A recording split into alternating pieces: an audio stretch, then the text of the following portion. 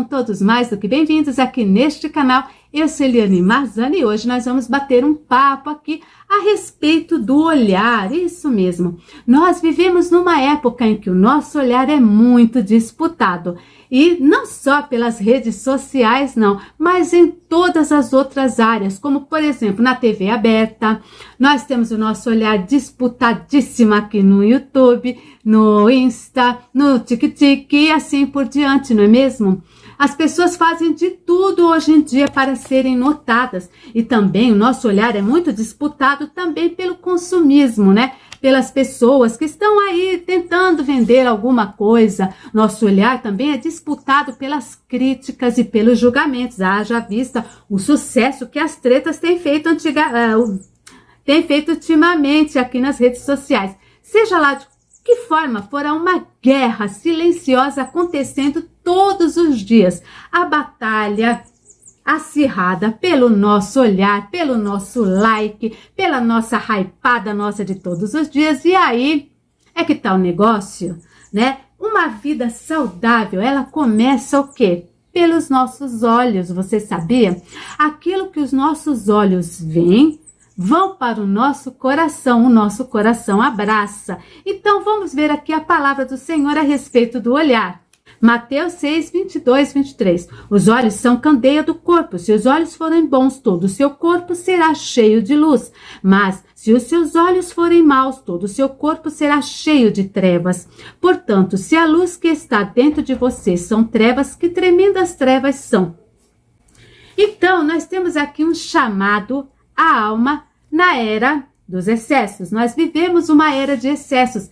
Excessos, assim, de informação, coisas que acontecem em tempo real. Você já parou para imaginar? É tanta informação, mas tanta informação que às vezes o cérebro da gente tem dificuldade de assimilar tantas e tantas coisas. Ao mesmo tempo que as redes sociais e tudo mais podem ser uma coisa muito boa, também podem ser uma coisa que nos levam a desviar o quê? Da palavra de Deus, nos levam a desviar também dos propósitos do Senhor para a nossa vida. Mas a gente não pode deixar de fora, porque existem muitas pregações maravilhosas aqui no YouTube também, você sabia?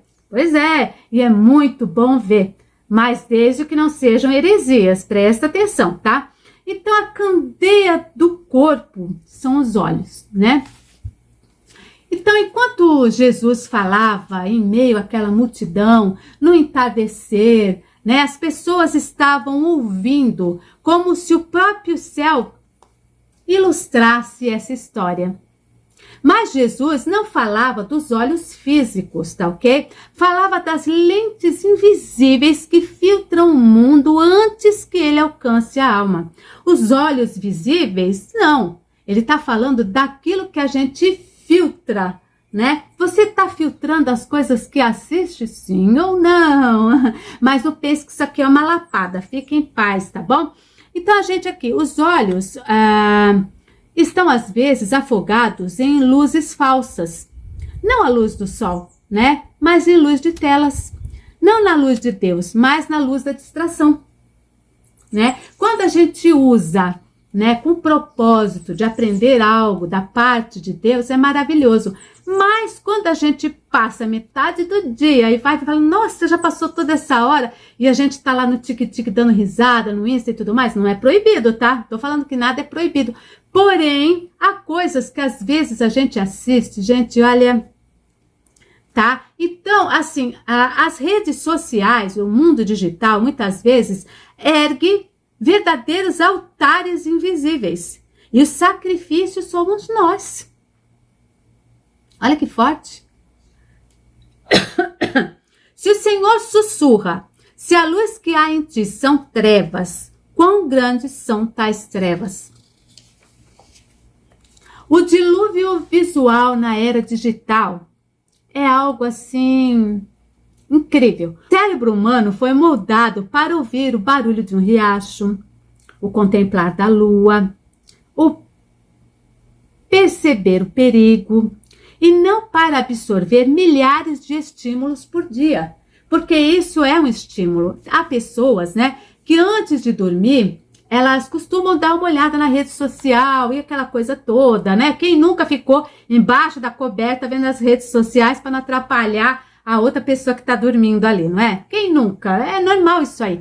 Porém, isso para o nosso cérebro é um grande estímulo e por isso, isso atrapalha bastante o nosso sono, né? Pode nos deixar muito agitados dependendo daquilo que a gente está assistindo. Por isso é sempre muito bom, antes de você dormir, né? Você dá uma pausa boa, né? Deixar o celular longe de você, se você puder, e para que você tenha um sono mais reparador. Entende? É isso. Hoje mesmo, antes do café, nossos olhos já viram problemas que não são nossos, fotos de vidas irreais, anúncios de coisas que não precisamos, dramas mundiais, opiniões que nos ferem, promessas de riqueza instantânea, confusão sem filtro algum, e a alma cansa, e o espírito pesa e a mente se embaralha. Não sei vocês, mas depois que a gente assiste aí uma boa de uma treta, eu sinto que é como se aquilo ficasse, como se fosse uma sujeira, entende? Que fica ali entranhada no seu corpo e aí você precisa tomar um banho e esfregar aquilo para sair, sabe? É uma sensação que não é boa, que quem tá na treta acaba se sentindo cansado, exausto, porque o espírito ele acaba pesando muito. Então estamos vendo mais do que fomos criados para carregar. O olhar que ilumina e o olhar que cega. A história bíblica é inteira, ecoa essa verdade. Então cada personagem da Bíblia carrega um drama. Cada queda, cada milagre, tudo começa com um simples olhar. A Bíblia é como uma galeria de espelhos. Então as pessoas pensam que a Bíblia é só é uma história, é um conto. Tá falando sobre a história de um povo. Não, ela é um verdadeiro espelho para que a gente veja através desses personagens, né, as escolhas erradas que eles fizeram, né, mesmo sendo um povo de Deus. E o quanto isso nos aproxima desses personagens, porque nós não somos diferentes, apenas vivemos em épocas distintas, tá ok?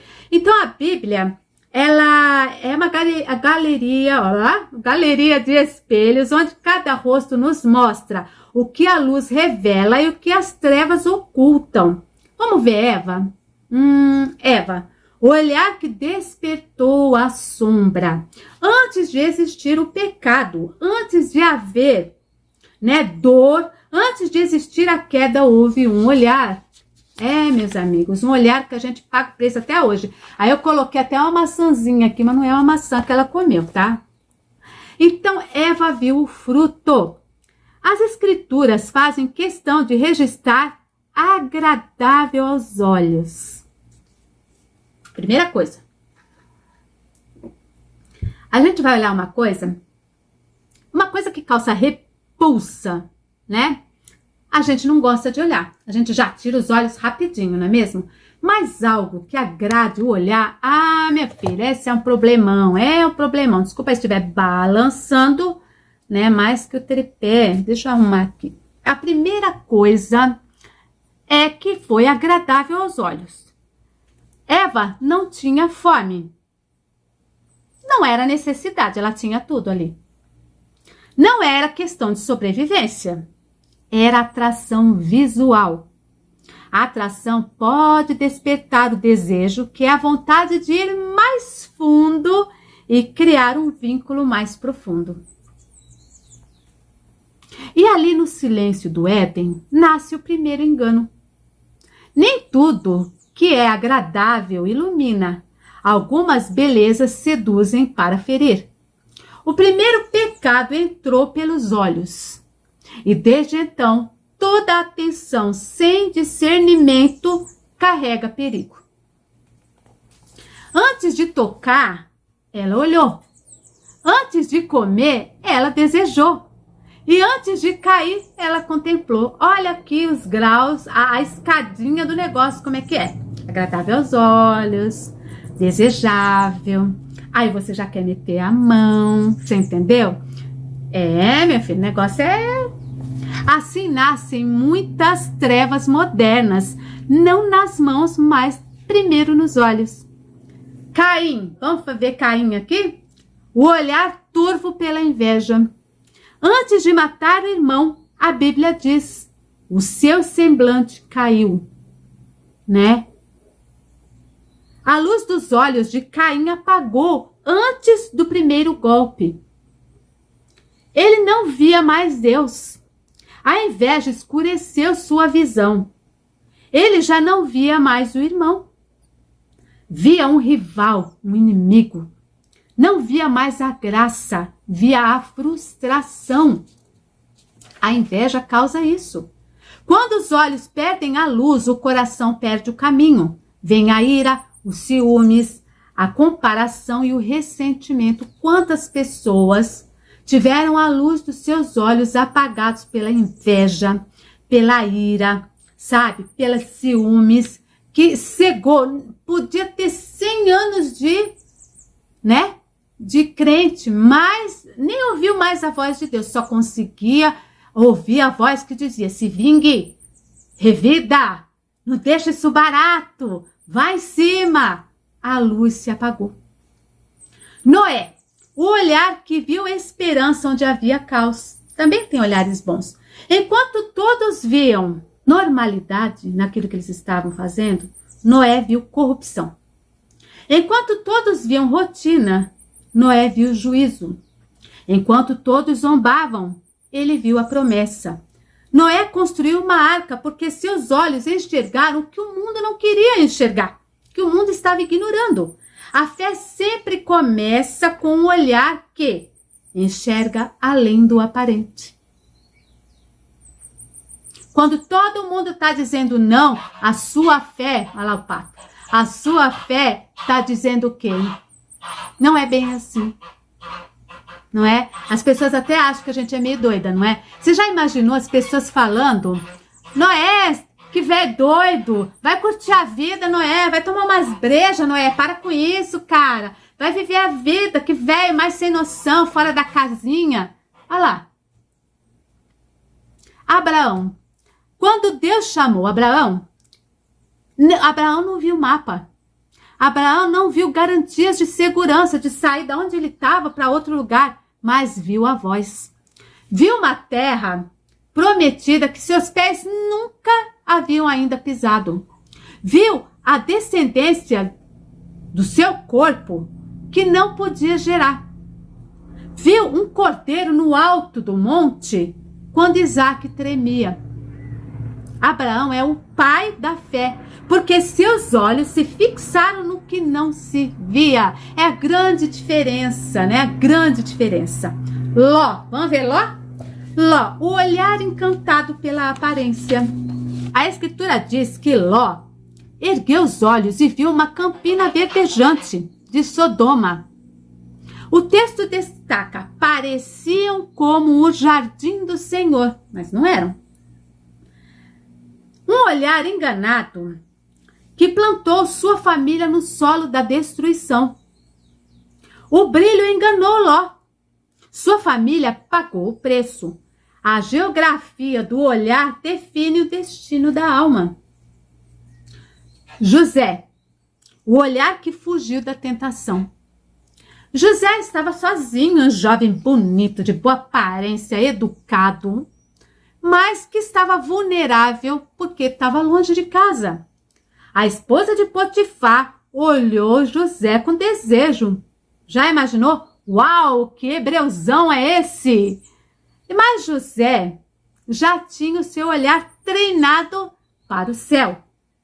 Ele viu tentação como pecado, a oferta como cilada e a fuga como vitória. A luz interna o guiou no quarto escuro da tentação. Ele tinha tudo para deitar com aquela mulher, devia ser lindíssima. Mas ele enxergou longe. Peraí, quando a oferta é muita, os santos confiam. Já ouviu essa história? Fruta na beira da estrada, ou ela tá podre ou ela tá bichada. E ele viu, ó, olhar treinado pro céu. Não, peraí, que isso aqui é pecado. Eu não posso me deitar com uma mulher que não é minha esposa. E aí? Não caiu nessa. José enxergou o perigo antes que o desejo chegasse no coração. José era homem, como um outro homem qualquer. Ele podia ter se deixado levar por aquele desejo, e aí? Ninguém tá vendo, é só uma vez, o marido dela não tá aqui, o que que tem, o bichinho do que tem, não é? Ele viu a mão de Deus mais claramente do que qualquer prazer proibido e por isso fugiu. Não foi por covardia, imagina, foi uma visão espiritual. Quem enxerga longe evita quedas próximas. Você acha que se José tivesse cedido ali à tentação, ele teria sido o governador do Egito? Não vamos nos esquecer que se tem uma coisa que Deus gosta, sabe o que que é? É de nos testar. Estamos sendo testados o tempo inteiro. Moisés, o olhar treinado pelo fogo. A Bíblia diz que Moisés contemplou o invisível. Ele viu a sarça ardendo sem se consumir. Viu o mar se abrir. Viu o maná descer e viu a glória no Sinai. A gente vai falar do Sinai em breve. Maravilhoso, gente. Eu fiquei tão impactada, sabe? E vamos falar também sobre a questão da sarça ardendo, mas não agora, tá? Hoje estamos falando só de olhar. Mas antes de tudo, ele viu a dor dos hebreus e a compaixão acendeu o seu chamado. A luz de Deus sempre encontra um coração que enxerga o sofrimento alheio. Sempre que você, meu irmão e minha irmã, se compadece do sofrimento de outra pessoa, Deus, sabe, Ele vai acender o teu chamado.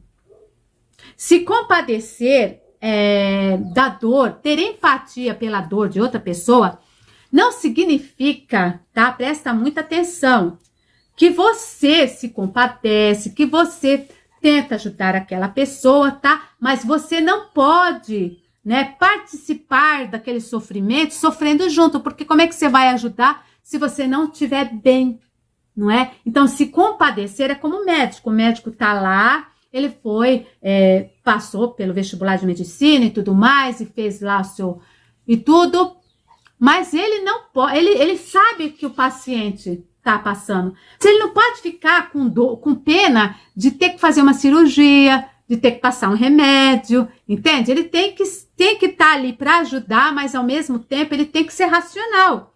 A gente pode ter empatia, sim, mas ser racional o suficiente para poder ajudar o teu irmão e a tua irmã. Você entendeu? Não é que aquela pessoa tá no buraco, você vai se enfiar lá no buraco junto para falar, vamos fazer companhia com você aqui?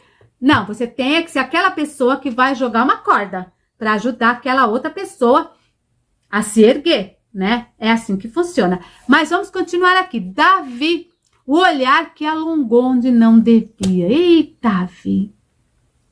Davi é a luz e sombra no mesmo homem.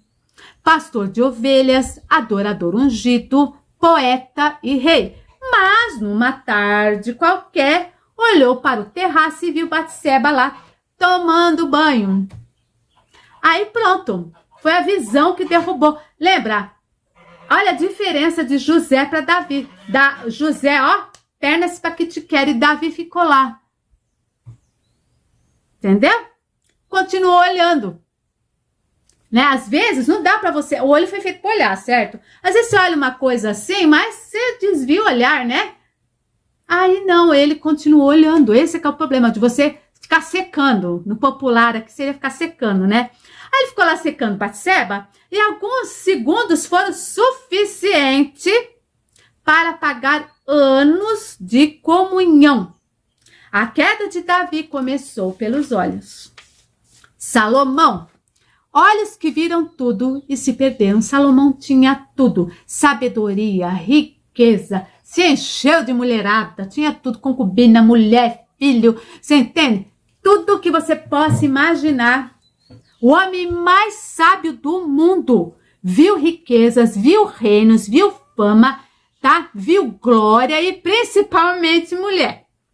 Viu tanto que perdeu o essencial. Salomão tinha luz, mas deixou o brilho entrar demais, né? Ofuscou.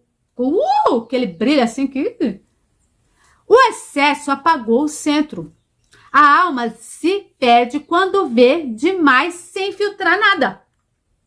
E vamos falar de Sansão. Ah, Sansão, o olhar seduzido o tornou prisioneiro. Sua história é um alerta vivo. Presta atenção, você jovem. E até os mais, né? Os olhos de Sansão amaram o que Deus abominava. E o amor cego se tornou literal. Esse amor cego, que às vezes o pai e a mãe tá falando, cai fora, que isso aí vai dar ruim no futuro. Não, ele é o amor da minha vida, ela é o amor da minha vida. E às vezes o jugo, veja aqui que em Sansão o jugo era desigual, né? E aí Sansão não quis nem saber. É essa que eu quero. Aí a mulher ainda, olha, se tem uma coisa que ninguém pode dizer que ficou enganado. É porque quando você tá apaixonado, você não vê nada, né? Ai, não vê, é uma coisa. Não vê nada, a pessoa tá lá mostrando, dando indícios, tá na cara. E a outra pessoa fica o quê? Arrumando desculpinha. Não, não, imagina, vocês que estão vendo com olhos maus, você vai ver, ele vai mudar, não muda nada, a pessoa já está mostrando quem ela é. E a Elta paga para ver, né? Paga para ver esse lasco. Então foi o que aconteceu com Sansão. Antes que os filisteus arrancassem seus olhos, Sansão já havia perdido a sua visão, ó. Não é de cegueira, não, ele tá cego de amor. Há prazeres que cegam antes de ferir. Tava lá Dalila, qual que é seu segredo? Qual que é seu segredo? Aí ele falava uma coisa ali, ela não dava essa cara. A mulher tava nitidamente querendo, e ele não via isso. Ele não via, né? Misericórdia. Isaías, olhar que viu glória. Vamos ver? Então, enquanto os reis morriam e o povo vivia em incertezas, Isaías levantou os olhos e viu o Senhor do alto e sublime no seu manto enchendo o templo. Quem vê Deus vê todo o resto com clareza. A primeira coisa, se você não enxerga Deus, se não busca enxergar Deus, tudo vai ficar turvo. E ele viu com clareza, do alto e sublime, seu manto enchendo o templo. Olha que maravilha. Jonas, eita Jonas.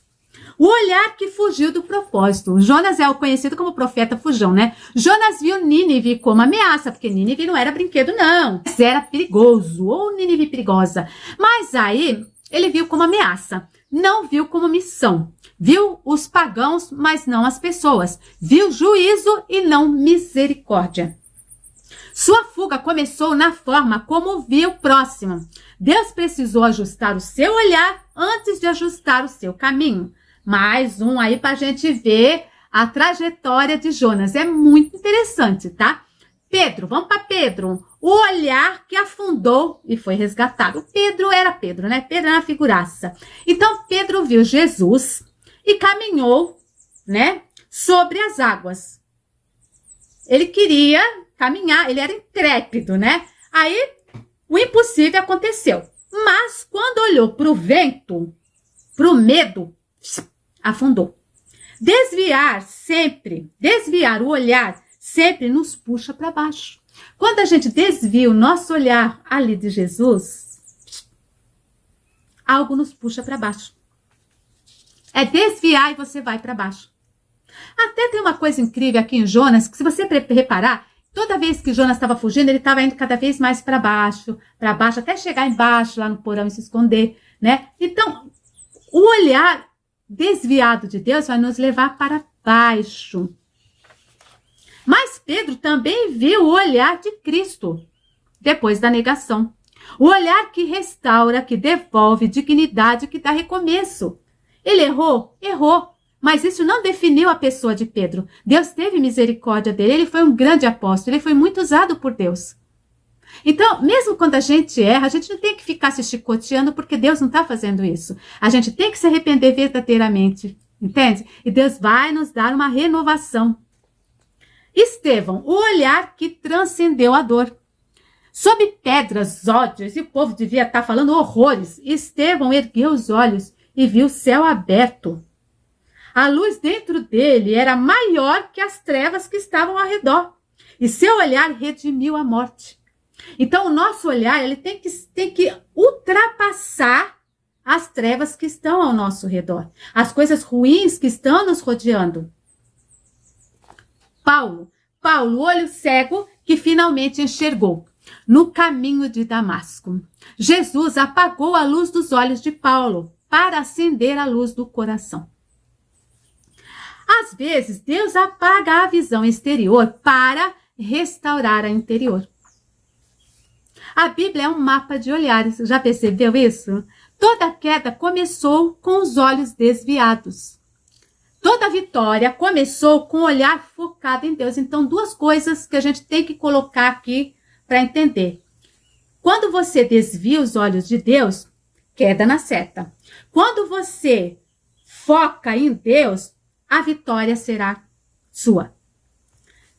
O que você olha molda quem você se torna. O que você contempla passa a habitar em você. Os seus olhos, o que os seus olhos permitem, sua alma absorve. Nós somos como uma verdadeira esponja. Não Bob Esponja, você entendeu, né? Porque tudo passa por aqui. Aquilo que você está assistindo, aquilo que você está permitindo que entre aí, é o que vai habitar em você. A luz de dentro depende da direção do seu olhar. Vamos fazer aqui uma oração comigo? Bora lá. Senhor, acende meus olhos como fizestes com Isaías, disciplinando-os como Pedro, purificando como Daniel e guardando como José. Livra-me dos olhares de Eva, de Ló, Sansão e Davi, que se desviaram do teu caminho por causa da sedução da visão. Ensina-me a ver como tu vês e a colocar o meu olhar onde a tua luz nunca se apaga. Em nome de Jesus, amém. Eu espero, meus irmãos e minhas irmãs, que vocês tenham gostado desse conteúdo e se você quiser compartilhar para que outras pessoas também vejam, eu muito lhe agradeço. Então, até a próxima, se Deus permitir, ok? E para as varoas, um beijo e para os varões, a paz do Senhor. Até a próxima.